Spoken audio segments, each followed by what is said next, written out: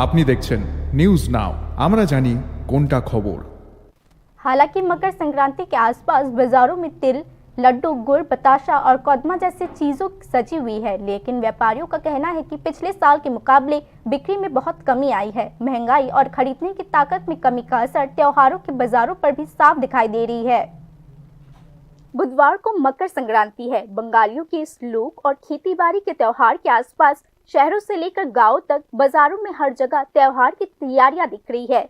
व्यापारियों ने तिलाई, गुड़, बताशा, चावल की भूसी और कौदमा के साथ साथ कई पारंपरिक चीजों के स्टॉल्स लगाए हैं। हालांकि त्योहारों के रंग के बावजूद कारोबार की हालत को लेकर विक्रेताओं की आवाज में निराशा देखने को मिली है।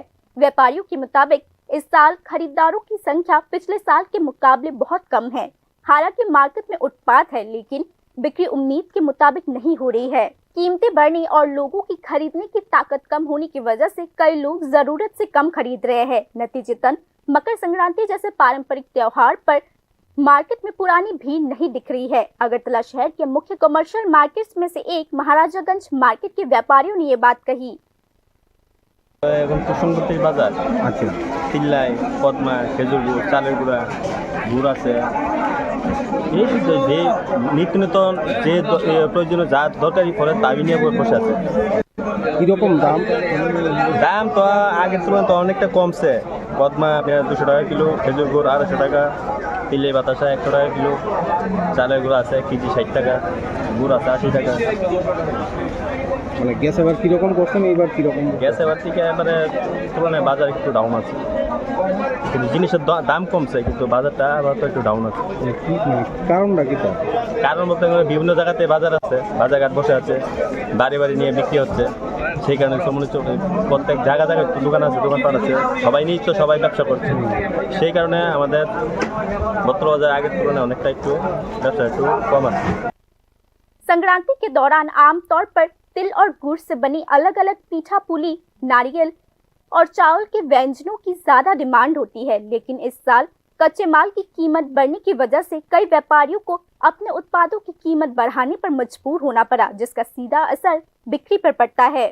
खरीदारों के एक वर्ग का कहना है कि रोजाना की जरूरत की चीजों की कीमतों में बढ़ोतरी की वजह से उन्हें त्योहार के लिए खरीदारी कम करनी पड़ी। दूसरी ओर स्थानीय उत्पाद और ग्रामीण कारीगरों के एक स्थानीय लोगों ने कहा कि उनमें भी कोई खास असरदार आरामदायक स्थिति नहीं मिली। हालांकि तिलाई या कौदमा जैसे हाथ से बने उत्पादों का मार्केट है, लेकिन आरोप है कि वह बड़ी पैमाने पर नहीं बिक रहा है। नतीजतन विक्रेताओं का कहना है कि संक्रांति के आसपास उन्हें जिस इनकम की उम्मीद थी वह पूरी नहीं हो रही है।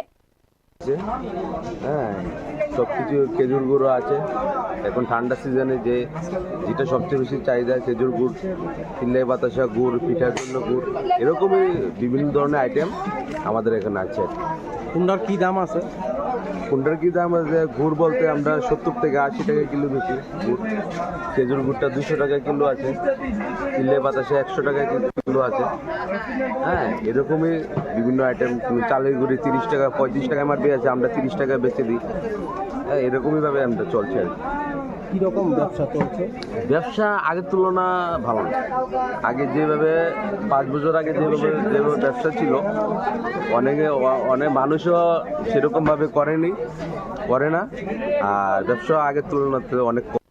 मार्केट एक्सपर्ट्स के मुताबिक हाल की इकोनॉमिक प्रेशर, कीमतों में बढ़ोतरी और कंज्यूमर्स के खर्च करने की पैटर्न में बदलाव, इन सब का त्योहारों की केंद्रित मार्केट पर मिला जुला असर पड़ा है। हालांकि मकर संक्रांति जैसे लोक त्योहार अभी भी लोगों की भावनाओं से जुड़ा हुआ है, लेकिन असली आर्थिक हालात की वजह से मार्केट में उस भावना की झलक पहले जैसे नहीं दिख रही है। कुल मिलाकर मकर संक्रांति से एक दिन पहले मार्केट में त्योहार का सामान और सजावट होने के बावजूद विक्रेता के चेहरे पर कोई मुस्कान नहीं है। अब विक्रेता यह देख रहे हैं कि क्या आखिरी मिनट की खरीदारी से बिजनेस में थोड़ी बढ़ोतरी होगी या नहीं। Bureau report, news now.